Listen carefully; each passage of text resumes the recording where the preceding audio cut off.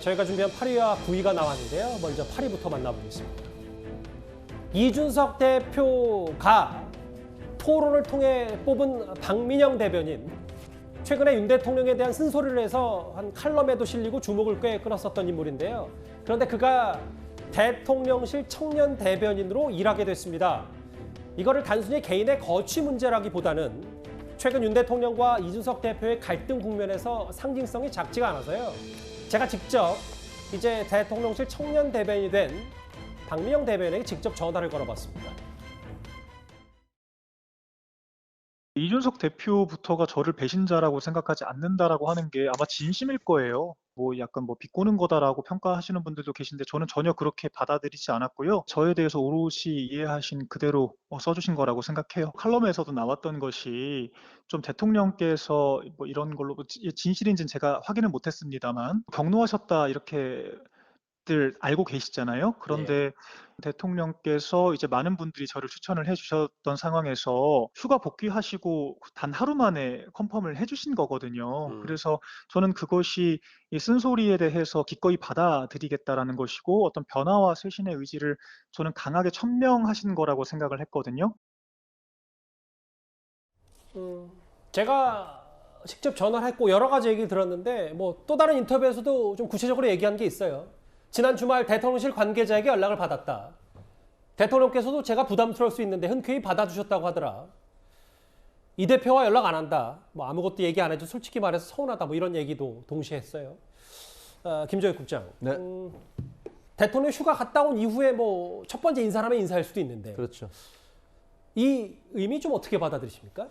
저는 굉장히 잘된 인사라고 생각을 합니다. 개인적으로는. 왜냐하면 대통령이 박민영 대변인이 과거에 그랬었잖아요. 그 대통령이 우리처럼 훌륭한 사람이 있어요 라고 얘기했던 것에 대해서 여당의 대변인이 대놓고 비판을 했단 말이에요. 아니 그렇게 하지 말라고 민주당처럼 하지 말라고 뽑아주신 거 아닙니까? 이렇게까지 얘기를 해서 어떤 언론의 칼럼에 보면 대통령 본인이 상당히 서운해했다. 이런 보도까지 나왔었는데요. 사실 그런 대통령 본인이 굉장히 불쾌하고 기분 나빠했던 사람을 바로 데려다가 코 밑에다 대놓고 쓴다는 것은 그건 어지간한 결정, 쉬운 생각은 아니라고 생각을 해요. 그리고 지금까지도 우리가 계속 얘기하는 게 왜 비슷한 사람들, 이 충성하는 사람들만 데려다 쓰려고 그러느냐. 비판하는 사람들 데려다 써라라고 계속 지적하고 말하지 않았습니까? 예. 그러니까 박민영 지금 청년 대변인으로서 그 용산 대통령실에 가서 과연 그 이전에 했었던 자기의 어떤 초심대로 쓴소리를 계속하면서 대통령을 보좌할 수 있을지는 모르겠습니다. 그건 좀 지켜봐야 되겠지만 적어도 저 인사 자체에 대해서는 그것은 나름대로 노력하는 내가 국민들 앞에 쓴소리를 받아들이겠다는 노력하는 첫 번째 그런 발자국이 아닐까. 하지만 저게 첫 번째로 끝나서는 안 되고요. 앞으로도 계속해서 이 대통령은 자기 주변에 자기에게 좋은 말씀 드리는 분들뿐만 아니라 본인과 생각이 다르고 잘못됐다고 지적할 수 있는 그런 사람들도 나이와 상관없이 써야 될 것이다. 이렇게 생각을 합니다. 설주한 변호사님. 네. 제가 박민영 대변인께 직접 전화를 걸어서 첫 질문이 이준석 대표 지지자들이 본인 배신자라고 부르던데요. 이 질문을 했더니 여러 얘기를 앞서 화면에 만나보셨듯이 그 얘기를 했는데 충성, 배신 이런 단어들이 오늘 많이 쏟아졌어요. 예, 이준석 대표가 그런데 본인이 충성을 요구한 적도 없고 그렇기 때문에 배신이라고 생각하지도 않는다라고는 하지만 페이스북 마지막에 자유의 몸이 되지 않았기 때문에 활동하기가 쉽지는 않을 것이다라는 또 페이스북 문장을 남겼더라고요. 이게 약간의 어떤 영화의 대사라고는 하던데 일단 그런 의미에서 그 대통령실에서 어떻게 대외적으로 이렇게 대통령을 지금처럼 청년 대변인 때처럼 비판을 하기는 쉽지는 않을 것이다. 그리고 지금 오늘 또 강인선 대변인이 지금 박민영 대변인이 그러면 이렇게 대외적으로 대변인 연단에 서가지고 발표를 할 수 있는 것이냐라고 했더니 그러지는 않을 것이다. 기본적으로는 다른 대통령실의 그 대변인실의 직원들과 같이 똑같은 업무를 할 것이다 했기 때문에 대부분 아마 논평이라든지 이런 부분을 아마 쓸 거라고 예상을 하고 있습니다. 그러니까 청년 관련 논평이고 제가 한번 직접 취재를 해보니까 박민영 대변인이 앞으로 과거에 윤 대통령 대선 후보 시절에 만들었던 59초 정도의 숏 영상들 대통령 홍보 쪽에 좀 강화하면서 뭐 이런 일을 본인이 적극적으로 하지 않겠냐 뭐 이렇게 얘기를 예, 하더라고요. 그러니까 아마 뭐 대중이라든지 미디어에 아마 노출을 해서 아마 그런 기존에 그런 내용은 없을 것이라고 생각이 드는데 일단은 좀 앞으로 그 내부 회의에서라도 이런 뭐 어떤 기회가 아니라도 이런 부분에 있어서 한번 반영이 되길 바라고 그러나 지금 제가 바로 오기 전에 지금 박민영 대변 그러니까 청년 대변인에 대해서 지금 상당히